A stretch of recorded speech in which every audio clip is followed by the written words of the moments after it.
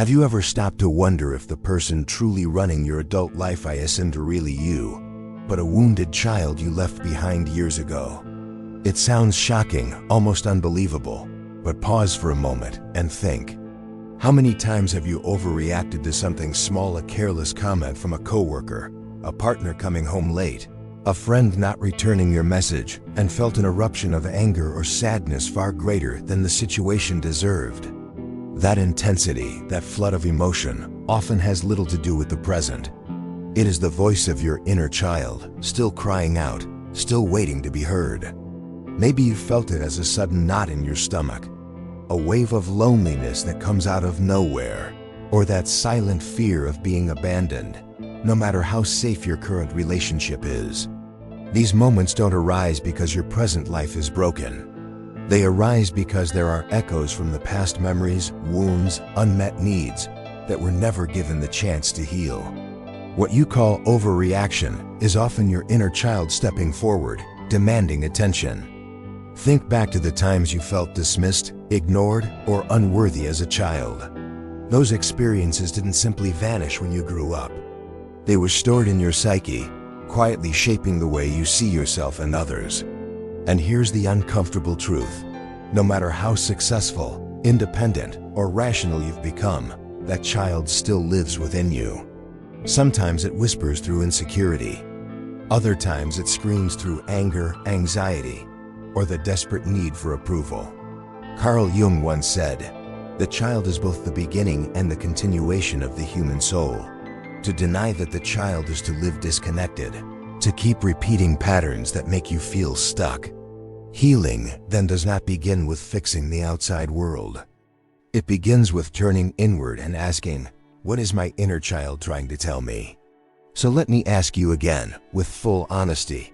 Is it really you making all your choices, or is it the wounded child within, pulling the strings of your adult life? Before we dive deeper into today's topic, let me take a quick moment. If this message is already resonating with you, make sure to hit the like, subscribe, and turn on the notification. That way, you'll be the very first to know when I release the next video, packed with insights and tools to help you heal, grow, and reclaim your true self. Let me tell you a story. It's about a man named Daniel. From the outside, Daniel looked like the very picture of success. He was in his mid-30s, working at a prestigious firm, driving the kind of car he once only dreamed about as a teenager, and living in a high-rise apartment with a view of the city. His colleagues admired him. His family proudly spoke of him. To the world, Daniel had made it. But behind closed doors, things were very different. Daniel carried with him a constant emptiness, a sense that no matter how much he achieved, something essential was always missing. He had money, friends, recognition, and even a loving partner. Yet, when the lights went off at night and the noise of the day faded, he often lay awake staring at the ceiling, feeling a hollow ache in his chest that no success could fill. What puzzled him most was his reactions. At work, a small critique from his boss could send him into a spiral. Even if the feedback was constructive, Daniel would feel crushed, ashamed, and overwhelmed. His rational mind told him, "This is normal. Everyone gets feedback." But his emotional response was explosive, disproportionate. He would feel as though he were a child again, standing in front of a disapproving parent, desperate to prove he was good enough. At home, the same pattern showed up. If his partner forgot to call or seemed distracted, Daniel's chest tightened with fear. It wasn't just disappointment, it was panic, a desperate terror of being abandoned. A single text left unread could ruin his entire evening. To anyone else, these reactions seemed irrational. But to Daniel, they felt uncontrollable. This is where the truth begins to surface. Daniel was not being controlled by his rational adult self. He was being pulled by the invisible strings of his inner child. The boy he once was, the boy who had grown up with a father who criticized every mistake, a mother who withheld affection when he misbehaved, was still alive within him. And every time the adult world mirrored those childhood wounds, the inner child came rushing back to the surface. This is the reality for so many of us. We walk through life wearing the costume of adulthood, successful jobs, relationships, responsibilities. But inside, parts of us are still frozen in time. The inner child who is shamed, ignored, or left feeling unworthy has never disappeared. Instead, it sits quietly in the shadows of our psyche, waiting for moments of stress or conflict to re-emerge. That's why the sting of criticism cuts so deeply. That's why abandonment, even imagined, feels unbearable. Carl Jung, the father of analytical psychology, warned us about this. He believed that much of adult suffering stems from what is unconscious, especially the childlike parts of us that have never been integrated. These wounds remain buried, and because they are unseen, they continue to direct our lives in ways we do not understand.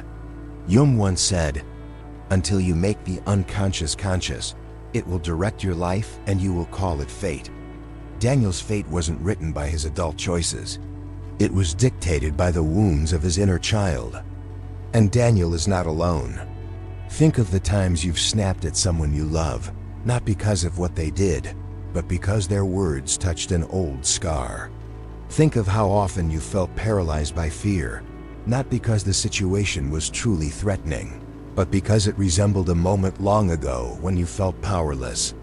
Or consider the way you might chase achievements, relationships, or approval, only to feel empty the moment you get them.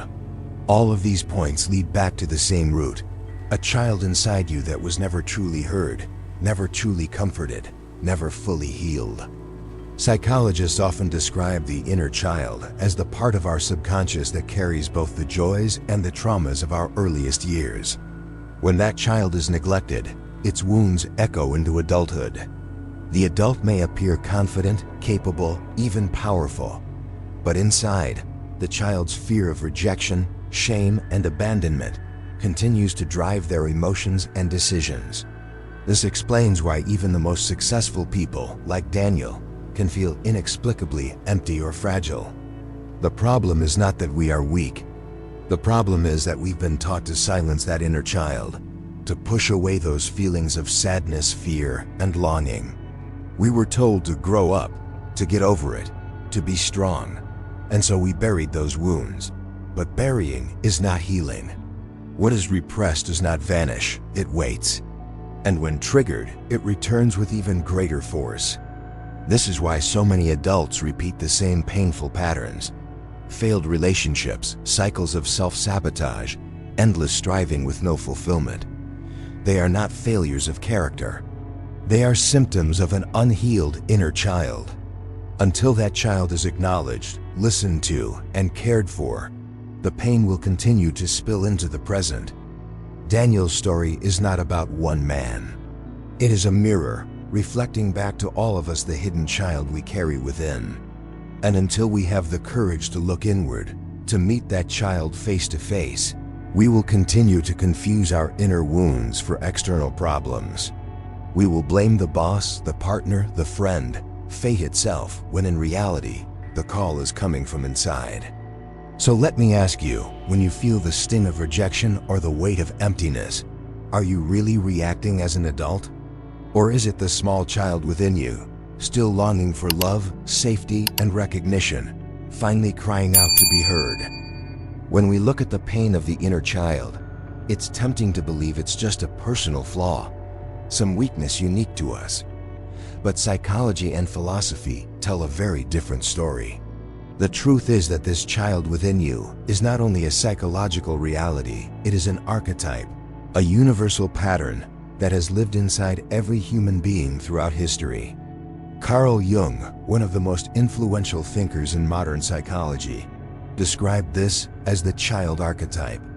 For Jung, the child was more than just a memory of one's younger years. It was a living symbol, representing both the light and the shadow of your being. On one side, the child carries innocence, creativity, playfulness, and the ability to wonder at life. On the other side, it carries wounds, feelings of abandonment, shame, fear, and unworthiness. Both sides live within you, and both demand recognition. Jung argued that the child archetype is not something you can simply outgrow. Even if you bury it under years of achievements and responsibilities, it will resurface sometimes as a crisis, sometimes as depression, sometimes as a deep longing for something you can't name. He believed that true healing and individuation, the process of becoming whole, requires integrating this inner child rather than rejecting it. In his words, the child is the potential future. The child is the beginning and the end. He is the primordial being and the future being. But Jung was not alone in pointing us back to childhood.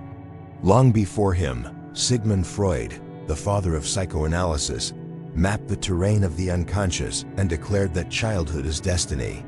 Freud believed that the first years of life shape not only our behaviors, but the very architecture of our psyche. The way we were loved, punished, ignored, or nurtured became the invisible blueprint for how we later love, argue, fear, and desire as adults. Take, for example, attachment. A child who experienced inconsistent love, sometimes nurtured, sometimes rejected, often grows into an adult who fears abandonment, who clings too tightly to relationships or sabotages them before they can end. A child shamed for expressing anger may grow into an adult who either suppresses all conflict or explodes uncontrollably at the slightest provocation. Freud believed these patterns are not accidents. They are the echoes of childhood etched into the unconscious. And this is where Jung and Freud, though different in many ways, converge.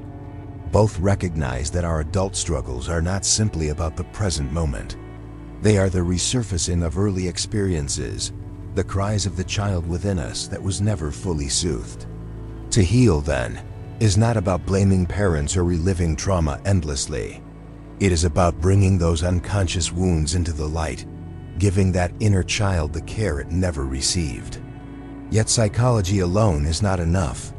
For a more expansive view, let us turn to philosophy, specifically the wisdom of Alan Watts, the British philosopher who bridged Eastern and Western thought. Watts often spoke about the futility of denying parts of ourselves.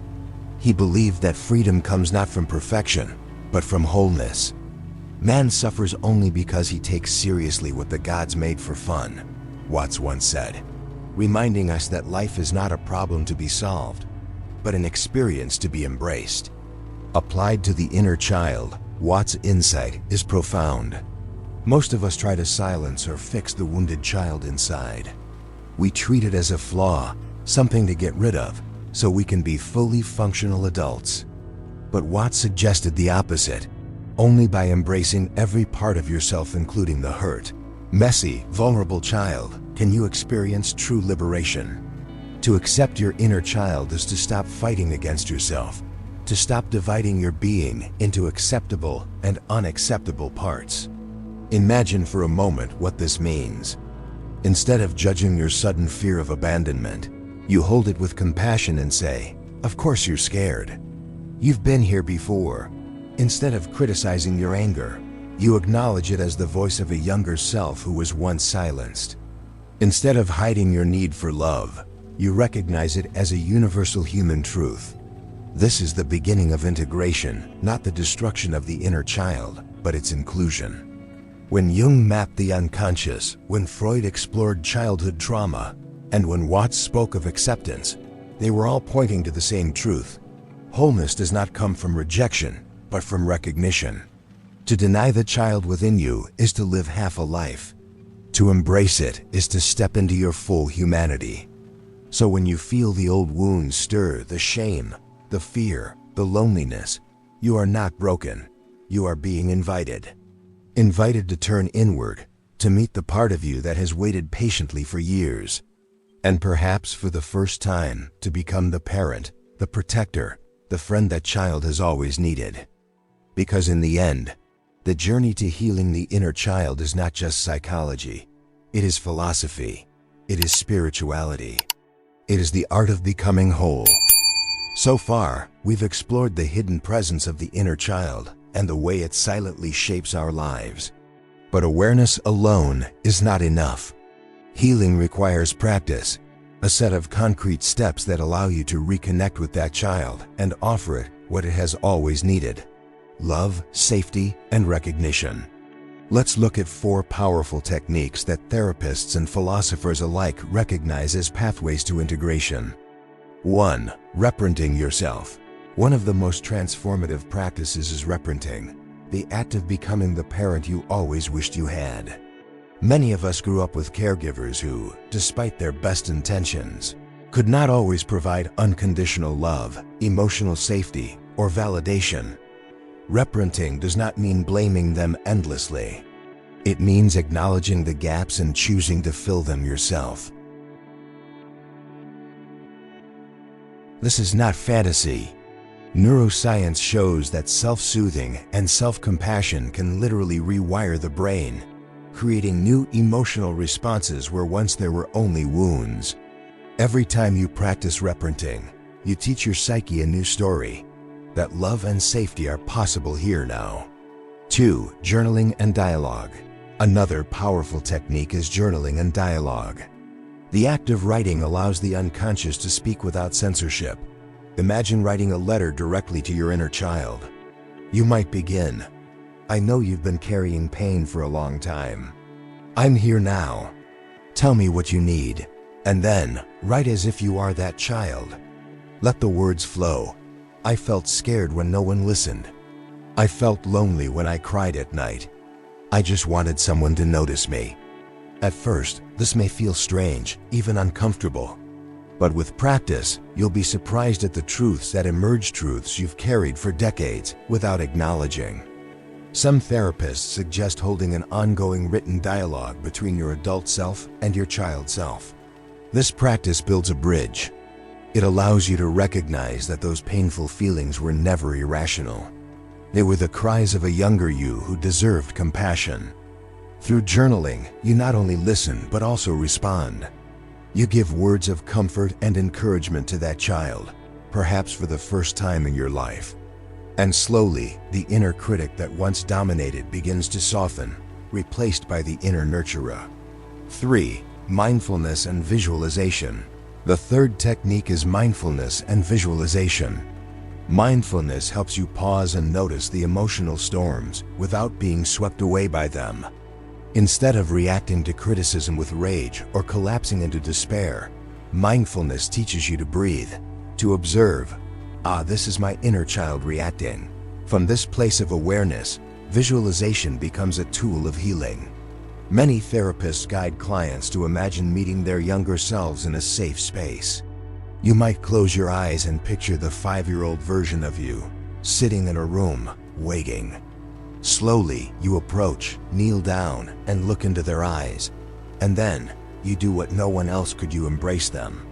You tell them what they've always needed to hear: "I love you. You are safe. I'm not leaving you." This practice may seem symbolic, but it creates real emotional shifts. The brain does not fully distinguish between imagination and lived experience. When you visualize comforting your inner child, your nervous system records it as truth. Over time, those feelings of abandonment and fear lose their grip, replaced by a deep sense of security. 4. Therapy and support groups.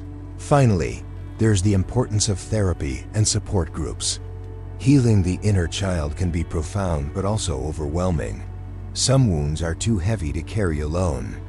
That's where professional guidance becomes invaluable. A skilled therapist acts as a witness, someone who helps you navigate memories and emotions that may be too painful to face on your own. Modalities like inner child therapy, EMDR, eye movement desensitization and reprocessing, and somatic experiencing are designed specifically to access and release these stored traumas. Support groups also provide something equally important: community. Sitting in a circle and realizing you are not alone, that others have carried similar pain, can be deeply liberating. Shame thrives in isolation, but it dissolves in shared humanity. When you hear someone else speak the words you've never dared to say, you realize healing is not only possible, it is already happening. Integration, turning techniques into a way of life. These 4 techniques: reparenting, journaling, mindfulness, and therapy, are not quick fixes. They are practices, invitations to build a new relationship with yourself. Think of them as ways of gently knocking on the door of the inner child and saying, "I see you. I will not abandon you again." Over time, these practices shift the foundation of your life. Instead of reacting like Daniel, overwhelmed by criticism or paralyzed by fear of abandonment, you begin to respond as an integrated adult. The child within is no longer ignored or silenced. It is embraced, honored, and allowed to play its rightful role as a source of creativity and vitality. Healing your inner child is not about erasing the past. It is about writing a new story, one where the adult you and the child you walk together, hand in hand, whole at last. As we come to the end of this journey, I want you to remember something essential. Healing your inner child is not about becoming someone new. It is not about fixing yourself as though you are broken. It is not about erasing the past or pretending it never happened. Healing is about returning home to the self you were always meant to be, before the world told you otherwise. For too long, many of us have believed that growth means replacing ourselves with a better version, as if life were a self-improvement project. But the truth is more profound.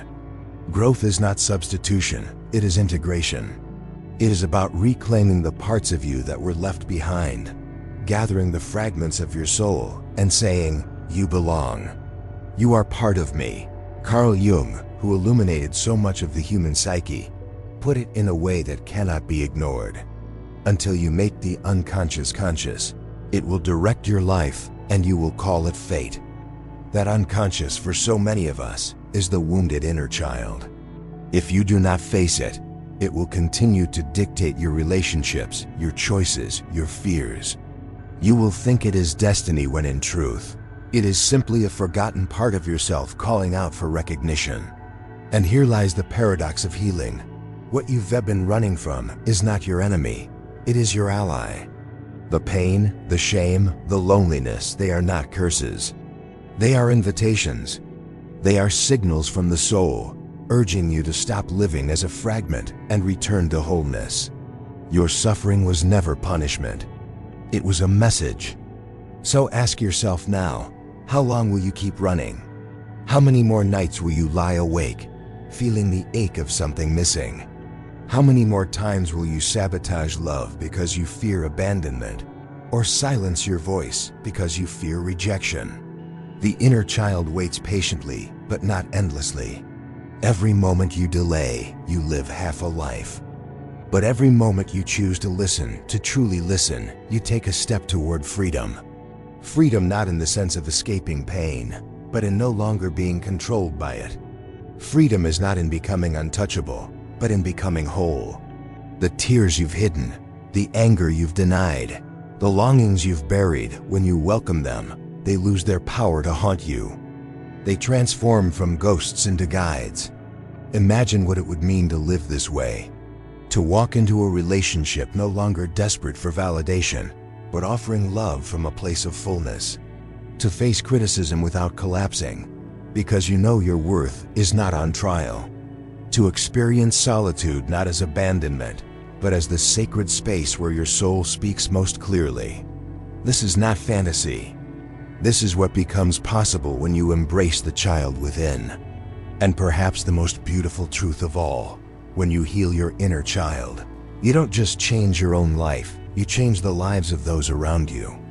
You break the chain of unconscious pain passed down through generations. You become the parent, partner, and friend who does not project wounds onto others, but instead creates safety, trust, and love. In healing yourself, you become a mirror of healing for the world. So let me leave you with this. Healing is not about becoming someone different. It is about remembering who you already are. It is about removing the masks, dropping the defenses, and daring to meet yourself with honesty and compassion. The child you once were is not gone. They are here, waiting for you to turn around, to notice, to say, "I hear you. I see you. I will not leave you again." And if you are ready to stop running, ready to face the cries you've silenced, ready to embrace the truth, you hold the key right now. Because the child within you is not just a relic of the past. That child is the key to your freedom today. So I ask you, not as a therapist, not as a philosopher, but as someone who knows the weight of these wounds, will you keep escaping, or will you finally listen? The choice is yours. But know this, the moment you turn inward and embrace that child, your life will never be the same again. If this message spoke to you, don't let it end here. Make sure to like this video, subscribe to the channel, and turn on the notification bell so you won't miss the next awakening conversation we share together. And I'd love to hear from you. Drop a comment below and tell me which insight or lesson resonated with you the most. Your story might be the very spark that inspires someone else on their own journey of healing and self-discovery.